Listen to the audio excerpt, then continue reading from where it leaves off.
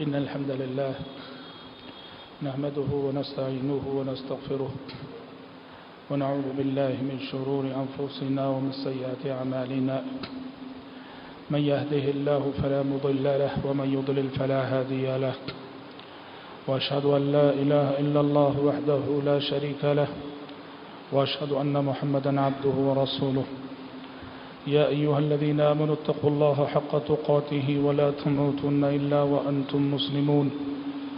يا أيها الناس اتقوا ربكم الذي خلقكم من نفس واحدة وخلق منها زوجها وبث منهما رجالا كثيرا ونساء، واتقوا الله الذي تساءلون به والأرحام إن الله كان عليكم رقيبا.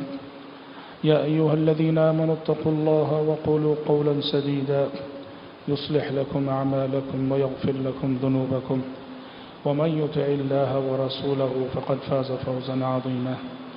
أما بعد، فإن خير الحديث كتاب الله، وخير الهدي هدي محمد صلى الله عليه وسلم، وشر الأمور محدثاتها، وكل محدثة بدعة، وكل بدعة ضلالة، وكل ضلالة في النار.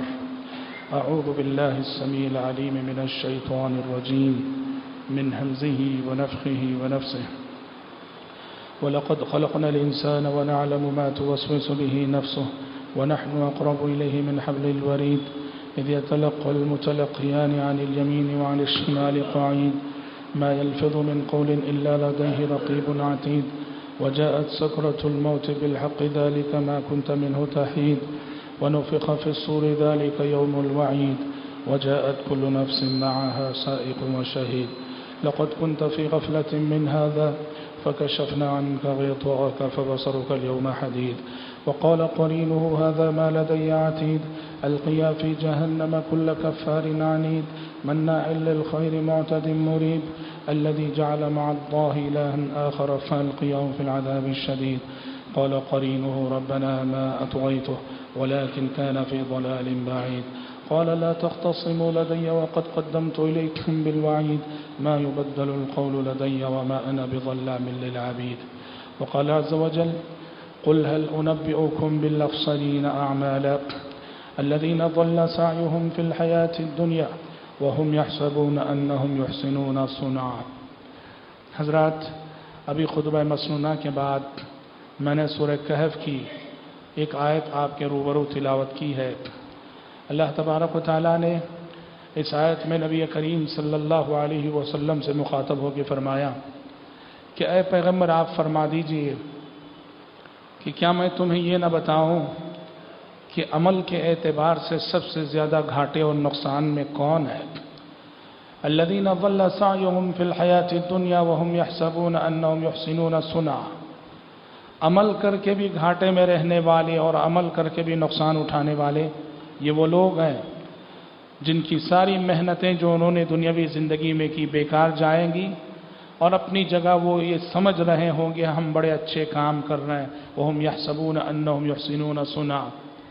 इस आयत में देखिए अल्लाह तबारक व तआला ने कुछ ऐसे इंसानों का तज़किरा किया है जो अमल करके भी नुकसान उठाने वाले हैं, अमल करके भी घाटा उठाने वाले हैं, अमल उनके काम आने वाला नहीं है। ये कौन लोग हैं?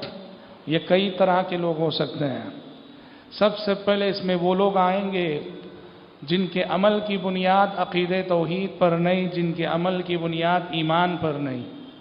इंसान नेकियां कर रहा है, अच्छे काम कर रहा है, मगर अल्लाह पर उसका ईमान नहीं है, बग़ैर ईमान के अमल कर रहा है, बग़ैर तौहीद के अमल कर रहा है, शिर्क पर कायम है, शिर्क पर कायम रहते हुए नेकियां कर रहा है, कुफ्र पर कायम है, कुफ्र पर कायम रहते हुए नेकियां कर रहा है। ये सब नेकियां बर्बाद। प्यारे नबी सल्लल्लाहु अलैहि वसल्लम से सहाबा ने अब्दुल्ला बिन जदआन के बारे में पूछा, جو زمانہ جاہلیت کا ایک بڑا ہی صاحب خیر انسان تھا، اس کی نیکیوں سے، اس کے اخلاق سے، اس کے اعمال سے صحابہ بھی متاثر تھے۔ صحابہ نے کہا اللہ کے نبی عبداللہ بن جدعان جو اتنے اچھے کام کرتا تھا، کیا اس کی نیکیاں اس سے کام آئیں گی؟ پیارے نبی نے کہا کہ انہو لم یقل قط رب اغفر لی خطیئتی یوم الدین، کہا کہ اس نے کام تو بہت سارے اچھے کیے، لیکن زندگی میں کبھی اللہ تبارک و تعالیٰ کو اس نے پکارا نہیں، اس کی وحدانیت پر ایمان لایا نہیں، اللہ تعالیٰ کی توحید پر اس کے دل میں ایمان نہیں تھا، تو اس کے سارے اعمال برباد ہیں۔ تو لہٰذا عمل کر کے گھاٹا اٹھانے والوں میں پہلی قسم ان لوگوں کی ہے جو بغیر ایمان کے عمل کرتے ہیں۔ وہیں حضرات عمل کر کے گھاٹا اٹھانے والوں کی قسم ان لوگوں کی ہے جو موحد ہیں، مومن ہیں، لیکن ان کے عمل کی بنیاد اخلاص پر نہیں۔ اللہ کی توحید پہ ایمان ضرور ہے، آخرت پر ایمان ضرور ہے، لیکن عمل کرتے ہوئے ریاکاری کے جذبات ہیں، دکھاوے کے جذبات ہیں، اخلاص ناپید ہے، تو یہ ان لوگوں کا شمار بھی انہی میں ہوتا ہے جو عمل کر کے جو ہے گھاٹا اٹھانے والے، نقصان اٹھانے والے۔ اور پھر تیسرے درجے پر، تیسرے نمبر پر عمل کر کے گھاٹا اٹھانے والے یہ وہ لوگ ہیں، مومن ہیں، ایمان والے ہیں، مسلمان ہیں، لیکن دین کے نام پہ ایسے کام کرتے ہیں جن کاموں کے کرنے کا حکم نہیں ہے، جسے ہم دوسرے الفاظ میں، سادہ الفاظ میں بدعات کہتے ہیں۔ اور حضرات آج کے خطبے میں اسی موضوع سے آپ کے سامنے گفتگو کرنے جا رہا ہوں کہ بدعات اور بدعاتی ایک ایسا شخص ہے جو بہت ہی زیادہ گھاٹا اٹھانے والا، پیسہ خرچ کر کے، زندگی خرچ کر کے، وقت لگا کے، محنت کر کے، پسینہ بہا کے، خون بہا کے، پوری زندگی وقت کر کے بھی وہ گھاٹا اٹھانے والا ہے، نقصان اٹھانے والا ہے۔ حضرات اللہ تبارک و تعالیٰ نے انہی تمام لوگوں کی طرف اشارہ کرتے ہوئے فرمایا قُلْ هَلْ أُنَبِّئُكُمْ بِالْأَخْسَرِينَ أَعْمَالًا الَّذِينَ ضَلَّ سَعْيُهُمْ فِي الْحَيَاةِ الدُّنْيَا وَهُمْ يَحْسَبُونَ أَنَّهُمْ يُحْسِنُونَ صُنْعًا۔ پیارے نبی نے صحیح مسلم کی حدیث جسے عبداللہ بن مسعود رضی اللہ عنہ نے روایت کیا ہے، امت مسلمہ میں اس فتنے کے پیدا ہونے کی طرف اشارہ کیا اور کہا کہ بدعات اور خرافات کا فتنہ یہ اس امت میں بھی پیدا ہوگا اور پچھلی امتوں میں بھی پیدا ہوا تھا۔ آپ نے فرمایا ما من نبی بعثہ اللہ فی امت قبلی، مجھ سے پہلے اللہ نے جس امت میں بھی نبی کو بھیجا، رسول کو بھیجا، تو اس امت میں اس کے ایسے صحابہ ہوتے تھے، اس پیغمبر کے ایسے ساتھی ہوتے تھے، الا کان له من امته حواریون واصحاب یاخذون بسنته ويقتدون بامره۔ ہر نبی کے کچھ مخلص صحابہ ہوتے تھے، ہر نبی کے کچھ وفادار صحابہ ہوتے تھے جو نبی کی پیروی کرتے تھے، نبی کی سچی اتباع کرتے تھے۔ آپ نے فرمایا ثم انها تخلف من بعدهم خلوف، جب نبی کے یہ سچے اور جانثار صحابہ ختم ہو جاتے ہیں، دنیا سے چلے جاتے ہیں، ان کی جگہ ایسی نسلیں آتی ہیں کہ یقولون ما لا یفعلون، ان کے قول و فعل میں تضاد ہوگا، وہ ایسی باتیں کہیں گے جو خود کرتے نہیں اور کرتے ہیں تو کیا کرتے ہیں، وَيَفْعَلُونَ مَا لَا يُؤْمَرُونَ، اور ایسے کام دین کے نام پہ کرتے ہیں جن کاموں کے کرنے کا حکم انہیں نہیں ہے۔ آپ نے فرمایا فَمَنْ جَاهَدَهُمْ بِيَدِهِ فهو مؤمن ومن جاهدهم بلسانه فهو مؤمن ومن جاهدهم بقلبه فهو مؤمن۔ جب یہ لوگ پیدا ہوں گے جن کے قول و عمل میں تضاد، جن کے عمل میں بدعات اور خرافات ہوں گے، ایسے لوگوں سے جو اپنے ہاتھ سے جہاد کرے گا وہ مومن ہے، ایسے لوگوں سے جو اپنی زبان سے جہاد کرے گا وہ مومن ہے، ایسے لوگوں سے جو اپنے دل سے جہاد کرے گا وہ مومن ہے۔ وَلَيْسَ وَرَاءَ ذَلِكَ حَبَّةُ خَرْدَلٍ مِّنْ ایمان، اور اگر بدعات اور خرافات کو دیکھ کر دل سے برا سمجھنے کا جذبہ بھی اگر انسان کے اندر سے ختم ہو جائے تو یہ دلیل ہے اس بات کی کہ اس کے دل میں رائی کے دانے کے برابر بھی ایمان نہیں ہے۔ پیارے نبی کا یہ فرمان کہ فَمَنْ جَاهَدَهُمْ بِيَدِهِ فَهُوَ مُؤْمِنٌ، یہ اشارہ ہے اس طرف کہ جس طرح پچھلی امتوں میں بدعات اور خرافات کا دورہ ہوا، اس امت میں بھی یہ ہونے والا ہے۔ اور وہیں پیارے نبی تعلیم دے رہے ہیں بدعات اور خرافات کا سیلاب جب آئے اس کے آگے کھڑے ہونا اور امت کو اس فتنے سے بچانا یہ بہت بڑا جہاد ہے۔ حضرات بدعات کی وجہ سے ہوتا کیا ہے؟ دیکھیے بدعات اور خرافات کی وجہ سے پہلی بات تو یہ ہوتی ہے کہ بدعات اور خرافات کی وجہ سے دین کی اصلی شکل بگڑ جاتی ہے۔ دین کچھ ہوتا ہے اور یہ دین کے نام پہ کرتے کچھ ہیں. اب یقین نہیں آتا ہے تو عیسائی حضرات کو دیکھیے، کرسچن حضرات کو دیکھیے، جن کے دین، جن کا جو مذہبی، جو آسمانی مذہب کے پیروکار ہیں، عیسیٰ علیہ السلام کے پیروکار ہیں، اور آج دین کے نام پہ وہ جو کچھ کر رہے ہیں، اللہ کی قسم حضرت عیسیٰ علیہ السلام کے لائے ہوئے دین سے ذرا برابر بھی ان کا تعلق نہیں. نام تو وہ عیسیٰ علیہ السلام کا لیتے ہیں، نام تو وہ انجیل کا لیتے ہیں، لیکن واللہ جو انجیل آسمان سے نازل ہوئی تھی، آج ان کے دین کا اس انجیل سے کوئی تعلق نہیں. عیسیٰ علیہ السلام جس دین و مذہب و شریعت کو لے کر آئے تھے، آج ان کی دین کا اس شریعت سے کوئی تعلق نہیں ہے. بدعات اور خرافات کی وجہ سے دین کی شکل بدل کے رہ جاتی ہے. اسی طرح سے حضرات بدعات اور خرافات کی وجہ سے یہ ہوتا ہے کہ سنتیں ختم ہو جاتی ہیں.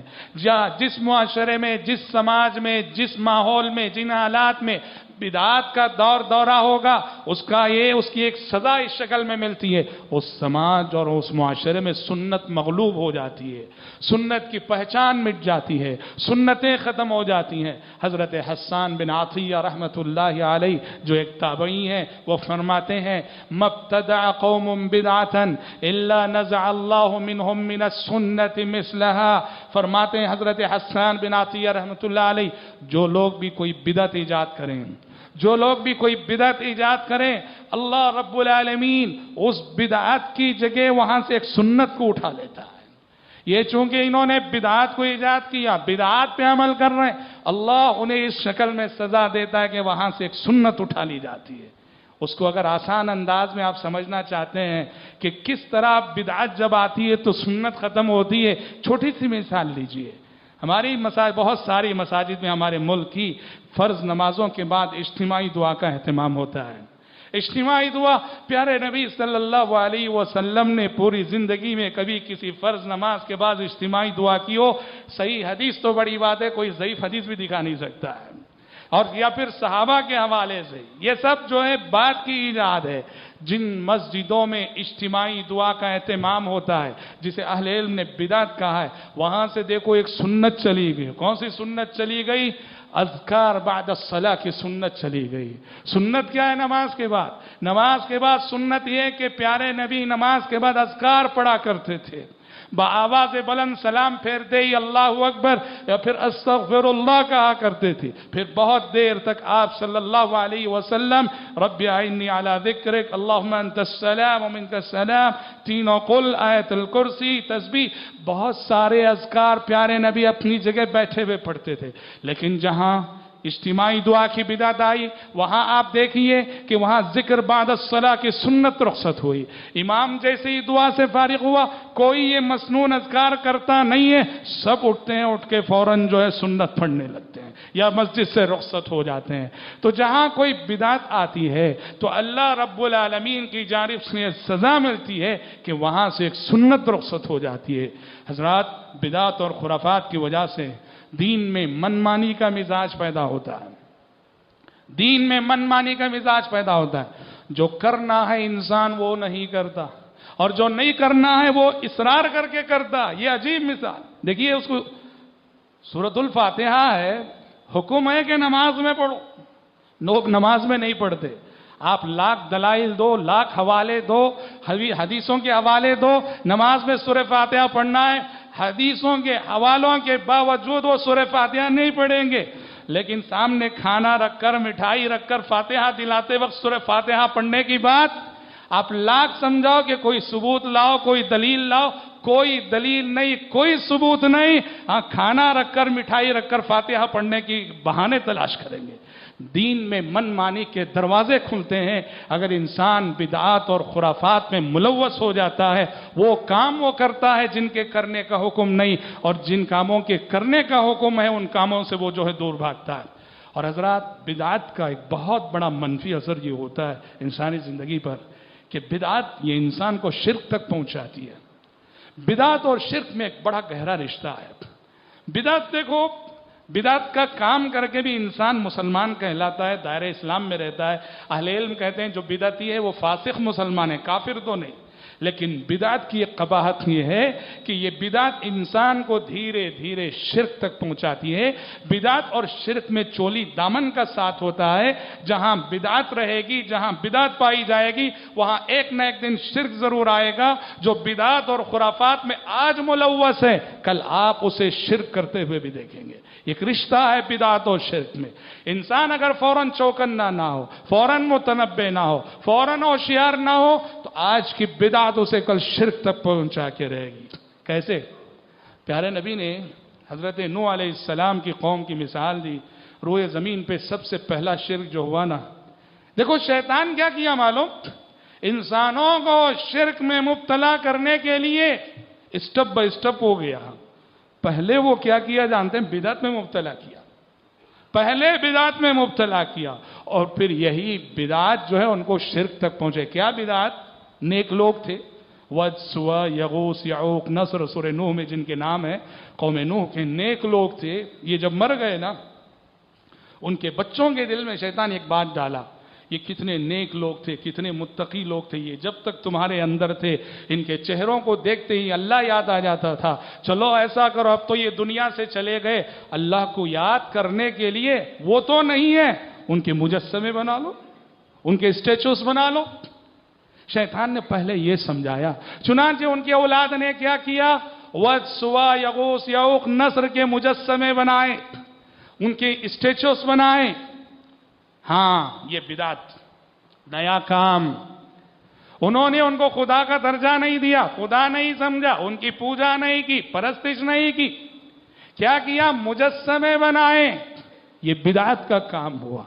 یہ ایک نسل نے بدعت کی، مجسمے بنائے، اور بعد میں آنے والی نسلوں کو شیطان یہ سمجھایا، تمہارے باپ دادا یہ مجسمے کیوں بنائے معلوم؟ ان کی پوجا کرنے کے لیے بنائے، ان کے ذریعے سے اللہ تک پہنچنے کے لیے بنائے۔ چلو ان کی پوجا کرو، ان کی پرستش کرو، سجدے کرو، عبادت کرو۔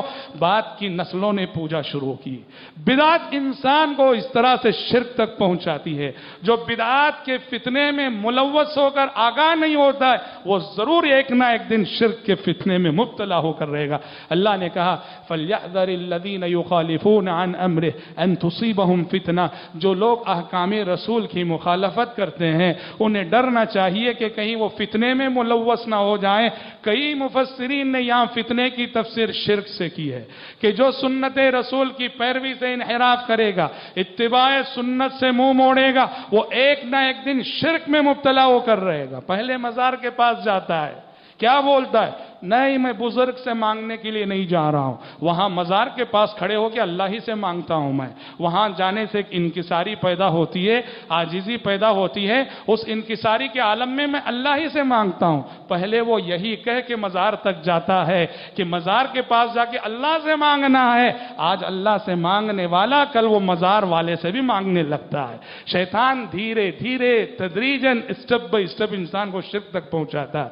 تو اس طرح حضرات بدعت کی یہ بہت بڑی قباحت ہے کہ بدعت انسان کو شرک کے فتنے میں ملوث کر کے رہے گی۔ ایسا نہیں ہو سکتا کہ انسان بدعت میں ملوث رہے زندگی بھر اور کبھی وہ شرک تک نہ جائے، ایسا ہو ہی نہیں سکتا ہے۔ دونوں میں بڑا گہرا ربط اور بڑا گہرا رشتہ ہے۔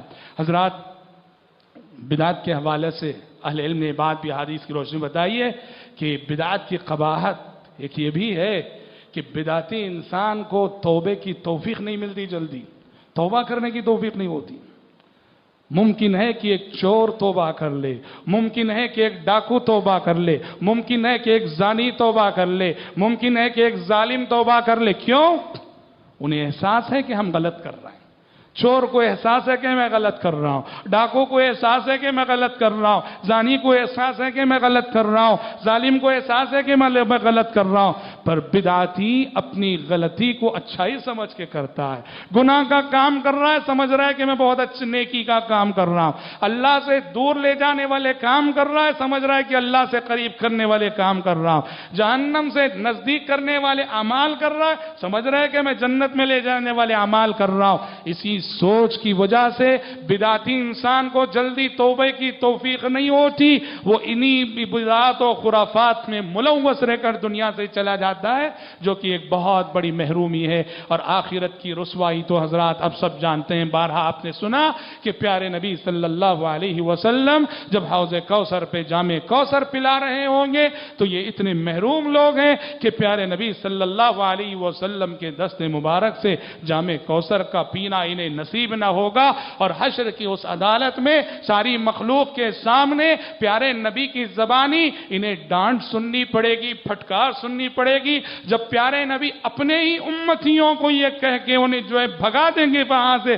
سوقن سوقن لمن بدل دینی بعدی، دور ہو جائے وہ، دور ہو جائے وہ جس نے کہ میرے بعد میرے دین میں تبدیلی کر کے رکھ دی تھی۔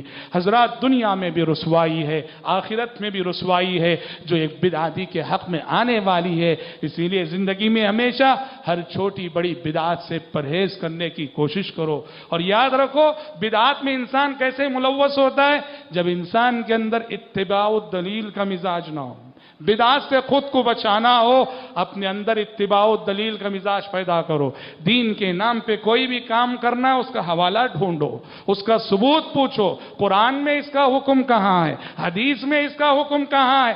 انسان اگر اتباع الدلیل کے منہج پہ اپنے آپ کو قائم رکھے وہ بدعات اور خرافات کے فتنوں سے خود کو محفوظ رکھے گا۔ اور یاد رہے صرف دلیل ہی نہیں، صحیح دلائل کی اتباع ضروری ہے، کیونکہ امت مسلمہ میں بدعات اور خرافات کے پھیلاؤ اور انتشار کا ایک اہم ترین سبب ضعیف روایتیں، موضوع حدیثیں، من گھڑت حدیثیں اور ضعیف حدیثیں، یہ بدعات اور خرافات کے پھیلاؤ کا بہت بڑا سبب ہے۔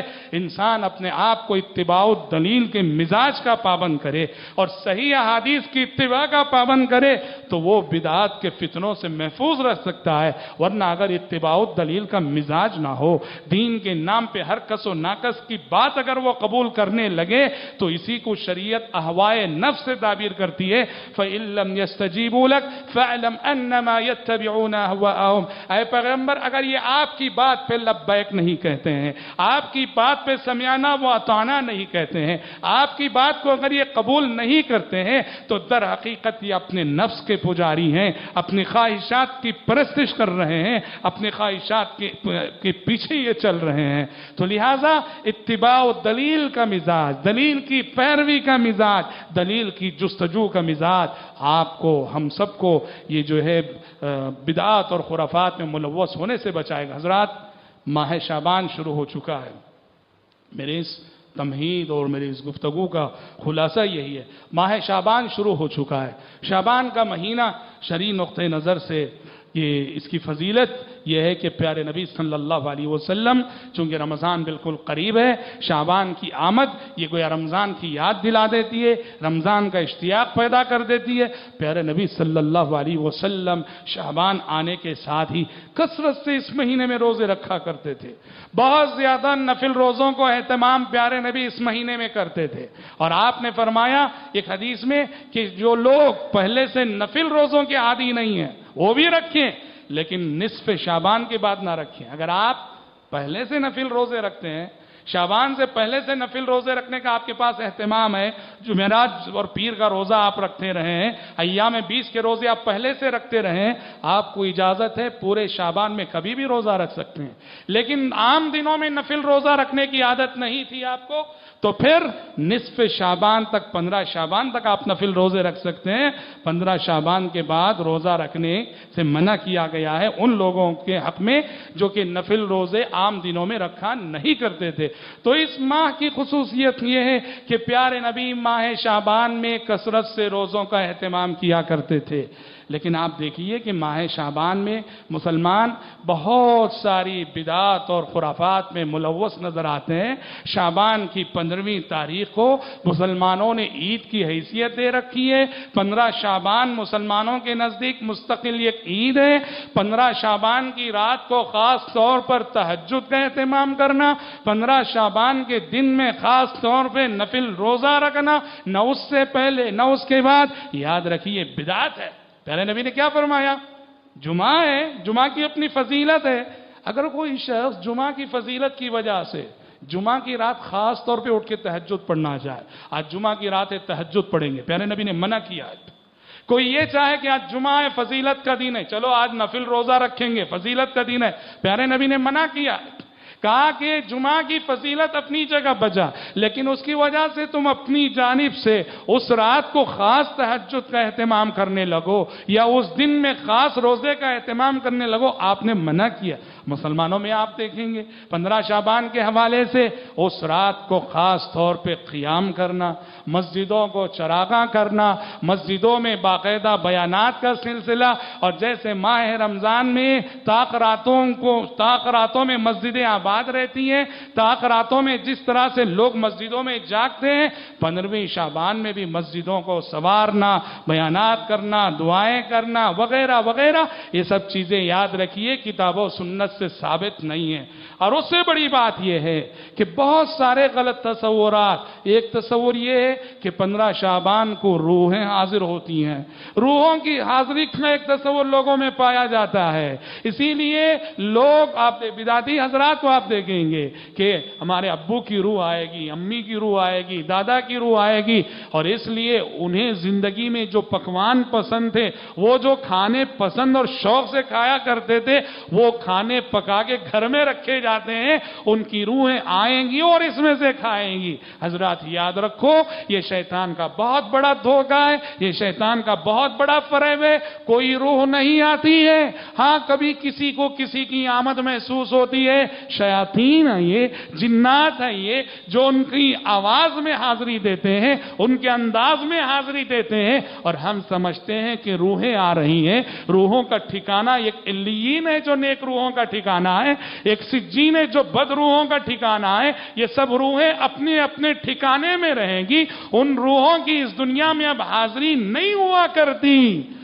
غلط ہے کہ ہم روحوں کی حاضری کا تصور لے کر ان کے لیے کھانے پکانے کا اہتمام کریں، اور اسی حوالے سے 15ویں شعبان کو قبرستانوں کو جانا، آپ دیکھیے 15ویں شعبان میں پورے قبرستان آباد، قبرستانوں کو چراغاں کیا جاتا ہے، قبرستانوں پہ قبروں پہ وہ بتی لگائی جاتی ہے، کیا کیا خرافات کے کام مسلمان کرتے ہیں۔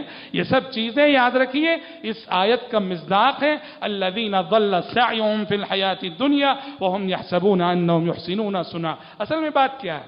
شعبان کے سلسلے میں مسلمانوں میں یہ جو غلط تصورات پائے جاتے ہیں، اس کے دو بنیادی سبب ہیں۔ پہلا سبب ضعیف روایت ہے، ابھی ہم بتائے کہ بدعات اور خرافات میں ملوث ہونے کا ایک بنیادی سبب ضعیف حدیثیں، ضعیف روایت ہے۔ 15 شعبان کے سلسلے میں بہت ساری ضعیف حدیثیں آئی ہیں۔ حضرت عائشہ صدیقہ رضی اللہ عنہا نے فرمایا میں نے پیارے نبی کو گم پایا، آپ جو ہے اچانک سوئے ہوئے تھے، اٹھ کے چلے گئے، نظر نہیں آئے میرے بازو، میں سمجھی کہ شاید میری سوکنوں کے پاس اب چلے گئے، جا کے دیکھا تو پیارے نبی بقی قبرستان میں کھڑے ہوئے تھے۔ ہاں ضعیف روایت ہے، ثابت نہیں ہے سب روایتیں، ایسی بہت ساری ضعیف روایتیں ہیں۔ ضعیف روایتوں کی وجہ سے لوگ 15 شعبان کا یہ اہتمام کرتے ہیں، جو کہ غلط ہے۔ اور دوسری چیز ہے، دوسری قسم، دلائل تو صحیح ہیں، استدلال غلط ہے۔ بعض دلائل ہیں صحیح ہے، استدلال اس سے غلط ہے۔ کیا مطلب؟ لوگوں نے 15 شعبان کے سلسلے میں گفتگو کرنے والے، 15 شعبان کے سلسلے میں تقریریں کرنے والے، ان سے یہ چوک ہوتی ہے، بھول ہوتی ہے، شب قدر جو کہ رمضان میں ہے، شب قدر کی ساری فضیلتیں اٹھا کے شب برات پہ فٹ کرتے ہیں۔ سب سے پہلے شب برات کا نام کے اسرا یہ نام خود جو ہے ایک ایجاد کردہ نام ہے، یہ شب برات نام کی کوئی تو ہے نہیں شریعت میں۔ قرآن کی وہ آیتیں جن میں اللہ رب العالمین نے فضیلت بتائی ہے شب قدر کی، وہ ساری فضیلتیں اٹھا کے 15 شعبان کی رات پہ فٹ کرتے ہیں، غلط ہے۔ اللہ تعالیٰ نے سورہ دخان میں فرمایا حامیم والکتاب المبین انا انزلناه فی لیلۃ مبارکۃ انا کنا منزلین فیہا یفرق کل امر حکیم، کہ ہم نے اس قرآن کو ایک مبارک رات میں اتارا ہے، اور اس مبارک رات میں تمام معاملات کے فیصلے ہوتے ہیں۔ یہ کون سی رات ہے؟ قرآن خود کہتا ہے نزول قرآن کی رات یہ شب قدر ہے، انا انزلناه فی لیلۃ القدر وما ادراک ما لیلۃ القدر لیلۃ القدر خیر من الف شہر۔ تو شب قدر میں اللہ نے قرآن اتارا ہے، تو سورہ دخان کی ان آیتوں کا مصداق بھی شب قدر ہے، اور وہ شب قدر ہی کی خصوصیت ہے کہ فیہا یفرق کل امر حکیم، کہ آئندہ سال بھر کے فیصلے شب قدر میں ہوتے ہیں۔ اسی لیے کہا جاتا ہے جو شب قدر آتی ہے ہے خاص دعا کرنا چاہیے، دعاؤں کا خاص اہتمام ہونا چاہیے، اس لیے کہ اس رات پورے سال کے فیصلے ہو رہے ہوتے ہیں، اپنے حق میں خیر کے فیصلوں کے لیے دعا کرنی چاہیے۔ یہ ساری فضیلتیں اٹھا کے جو ہے شب برات پہ فٹ کر لیتے ہیں، اور لوگوں میں مشہور ہوتا ہے کہ شب برات کی رات جاگ کر انسان خاص دعائیں کرے گا، اہتمام کرے گا تو اس کا سال پورا اچھا گزرے گا۔ حضرات پرہیز کیجئے، یہ سب بدعات ہیں، خرافات ہیں، علم سے ہٹی ہوئی باتیں ہیں، اہل علم سے رجوع کیجئے، صحیح دلائل کی پیروی کیجئے، اور دین کے نام پر اس بے دینی کے کھیل سے اپنے آپ کو بچائیے، اور اس کے لیے ضروری ہے کہ آپ علم سے جڑیں، علم سے جڑیں، سنت کو جانیں، بدعات کو جانیں۔ سنت اور بدعات کی تمیز اور پہچان جب آئے گی، ان فتنوں سے بچنا آسان ہوگا۔ پیارے نبی صلی اللہ علیہ وسلم نے زندگی کے آخری ایام میں جو قیمتی نصیحتیں اپنی امت کے لیے فرمائی ہیں، اس میں سے خاص نصیحت یہی اتباع سنت کی ہے۔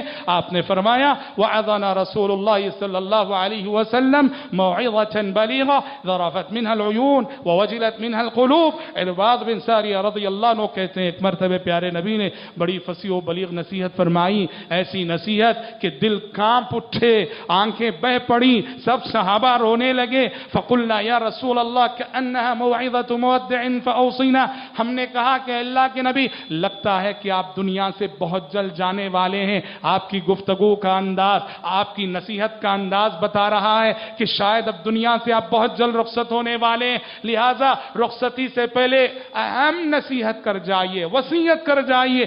آپ نے فرمایا اوصیکم بتقوی اللہ، میں تمہیں اللہ کے تقوی کی وصیت کرتا ہوں، والسمع والطاعہ، اور اپنے امیروں کی اطاعت و فرما برداری کی وصیت کرتا ہوں۔ فإنه من يعش منكم بعدي فسيرى اختلافا كثيرا، آپ نے فرمایا تم میں سے جو لوگ میرے بعد زندہ رہیں گے وہ بہت سارے اختلافات دیکھیں گے۔ ان اختلافات سے بچنے کی سبیل کیا ہے؟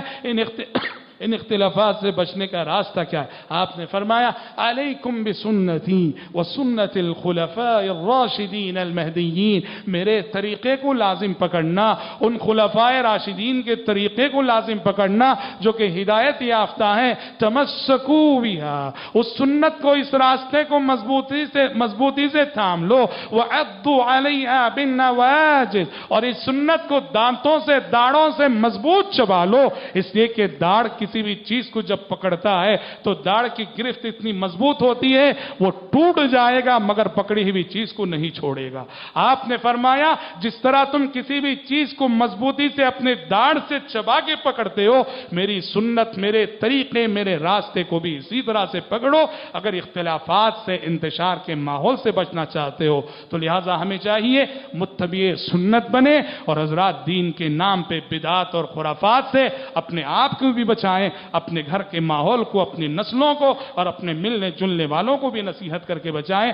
دعا ہے رب العالمین سے اللہ تبارک و تعالی مجھ کہنے والے کو اور آپ سننے والوں کو دین کے سلسلے میں اتباع الدلیل کی توفیق ہم سب کو نصیب فرمائے، کتاب و سنت کی سچی پیروی کی توفیق ہم سب کو نصیب فرمائے، ہر قسم کی چھوٹی بڑی بدعات اور خرافات سے اللہ ہم سب کی، آپ سب کی حفاظت فرمائے، آمین۔ بارک اللہ لنا ولکم فی القرآن العظیم ونفعنا وإياكم بما فيه من الآيات والذكر الحكيم إنه تعالى جواد كريم ملك بر رؤوف رحيم رب حليم۔